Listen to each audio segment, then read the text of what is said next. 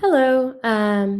So this is the exciting work of researching for primary source documents, which you have done before in class, but only once or twice. And definitely it's been a while. So before you even begin and before I show you some of the tools you can use, I do want everyone to keep in mind what their purpose for using a primary source document is as you're searching. So there are many reasons that you could use primary sources in your research, but you should have a reason. It could be to add like hard data from, like a data set collected, records from the factory, whatever, wage records. It could be to add a sense of voice or perspective, like to sort of bring a historical character to life by using their words. From a letter or speech. It could be to help a reader visualize something because you can pull in these really vivid details that you notice in photographs or a video. Just make sure that you are thinking about what your purpose is because you can sort of tell if it's just dropped in there because it's on the rubric rather than you having a reason to choose a primary source of this research. So when you go to the research links document, the same one we've been using, you'll see there's another category now that says using primary sources in your research. There's a couple of different ways you can go within this.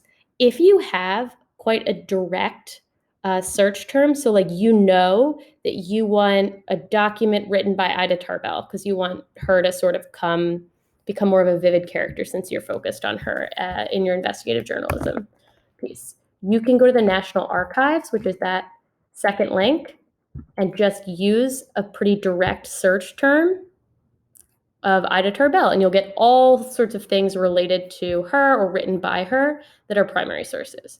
However, you're going to get a lot of stuff, and it can be kind of overwhelming. If you don't know what you're looking for, this site is not a great place to start in looking for primary sources. If you don't know, like pretty specifically, what type of primary source you want to find. If you are in that situation, the three best options really to use are this first one, DocsTeach, which I can show you.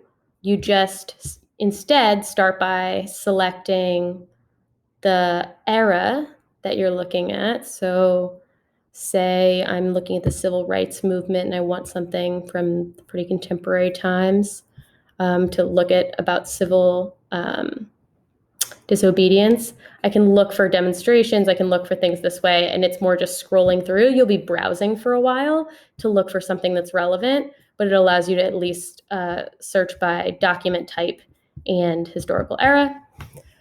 And there's a lot of things on there. If the other things I can do, this site is pretty well designed, the second to last one. It's called Digital History Reader, and it is designed around specific modules. So if I know that I'm looking for something related to industrialization era, because I want to look at the original labor movement, it can be helpful to just go to that module where it says industrialization and its discontents. And then I look at evidence. Context is also helpful to read, honestly. It'll just bring you clear information about what type of evidence you're going to look at. And then look, there's all of these sources related to workers' movements at that time period. If I wanted to look at a strike later on, here we see one. Or 60s, there's a lot of social movements I could look in there. So that's sort of divided again thematically for you. I like that one a lot, even though it has a more limited selection than the National Archives ones. The last one that I also really like and actually would maybe suggest the most, if you can find something that works for you there, is this Teacher Serve, because it does a really great thing where, so if I say I'm looking here and I want to look at something that is related to segregation or the civil rights movement, the later civil rights movement, say, because more of you are doing something like that. In this one, it has a secondary source document, but linked in throughout the whole thing. So in context where you can really understand it are primary sources. So I just, whatever one you click on, it will then link you to specific primary sources and tell you how to cite them. Here's the act itself. It links you to different places in the National Archives. So just as a refresher, this second one is really helpful. That just the National Archives itself is helpful if you already know what you're looking for. Starting with either this one or these two is more helpful if you're not exactly sure. You just got to sort of start with the general area, because otherwise, this is not a great place to start unless you know what you're looking for. It is very overwhelming because they have so many primary sources. It'll bring you up everything related to whatever you put in. So you can't put in a broad search term.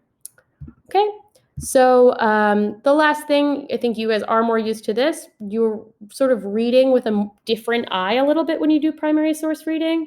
You're thinking much more about who wrote it, when they wrote it, and for what purpose they wrote it than you are when you're reading just an article about that time period, right? So your notes should be reflecting that, picking up on the language they use, their relationship to the whole situation, which is why I like those of the primary source options that sort of provide that context as well. This is challenging and rigorous academic work. I'm sure you're up to it. I believe in you, and I'm excited to see what you come up with.